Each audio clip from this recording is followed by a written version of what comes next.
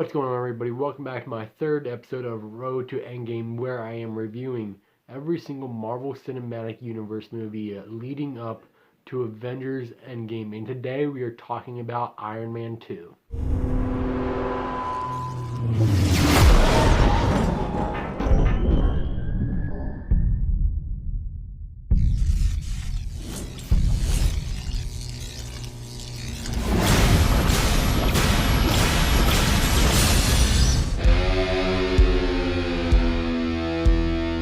Now, this movie's kind of weird because I know Jon Favreau wanted 3 years to make this movie, but Marvel Studios told him that he has to get it out in 2 years. So Jon Favreau didn't really have a lot of time to make the movie, or not as much time as he wanted at least. And you can really tell that with this movie, because this movie doesn't even compare to the first Iron Man. I don't hate this movie, but I don't love it either. It's definitely just a mess of a movie, but it's an enjoyable mess that I do enjoy watching. But first, let's start off with what this movie does good. And obviously, the best part of Iron Man 2 is Robert Downey Jr.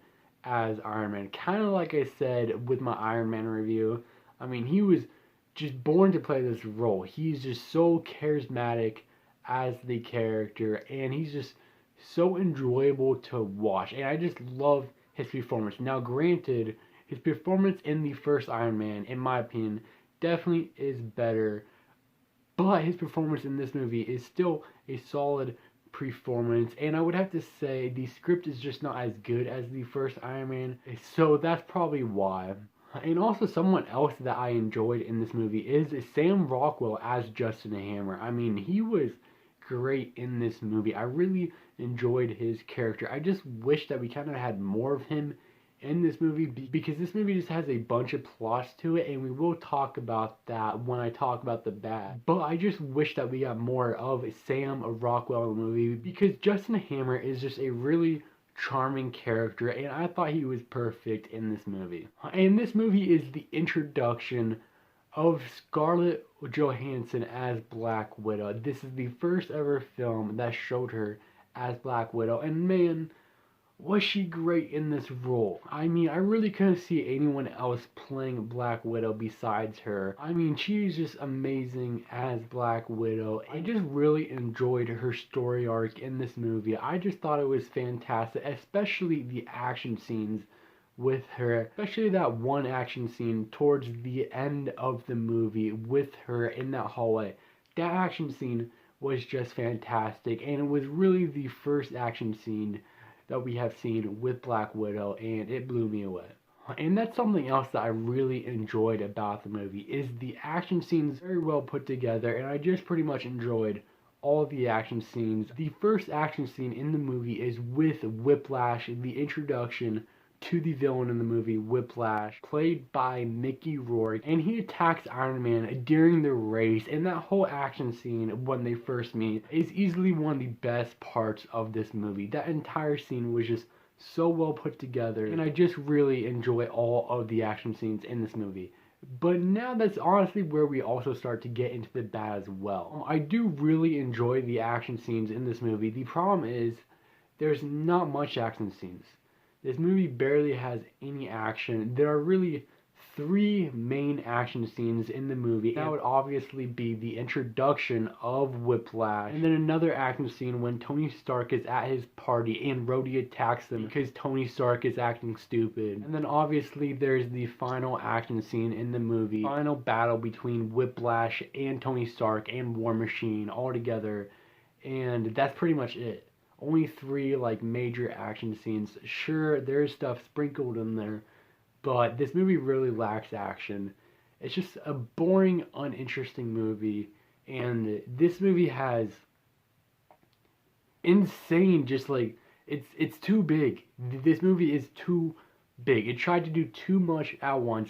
There are so many plot lines in this movie. It is crazy. When I just watched this movie again, I counted all of the plot lines in this movie. There are like 11 plots that is trying to carry at once, and it's just a mess. And I really just don't understand that, because the first Iron Man, it really only had one plot: saving Tony Stark, and then Tony Stark becoming Iron Man. And then we just go to this, and this sequel was just very disappointing in my opinion. It's just a mess. This movie really just had way too many storylines. It just needed to slow down, not be so big, and just focus as Tony Stark, as Iron Man.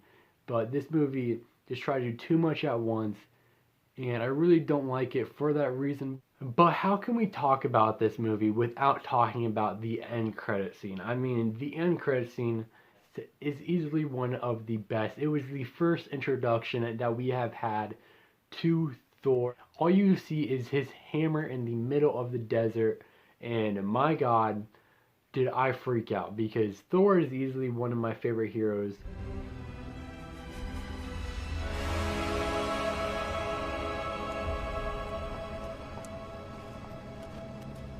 Sir, we found it.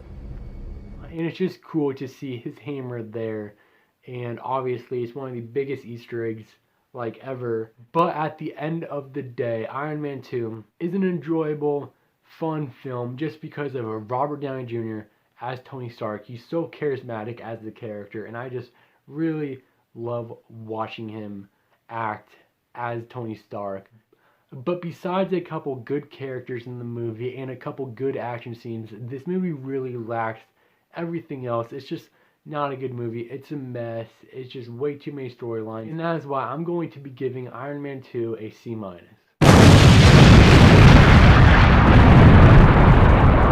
As always, thank you so much for watching. If this is your first ever video on my channel, please consider hitting that subscribe button. I just talk about movies. So if you also love movies, please consider hitting that subscribe button. I will have a new episode of Road to Endgame out pretty soon, and in that episode we are talking about Thor, so definitely stay tuned for that. But thank you so much for watching, and have a good one.